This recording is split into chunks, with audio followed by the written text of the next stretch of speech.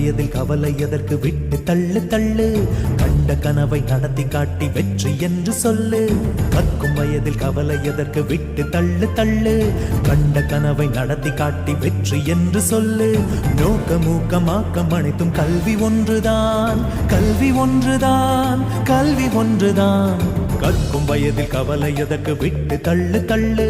கண்ட கனவை நடத்தி காட்டி வெற்றி என்று சொல்லு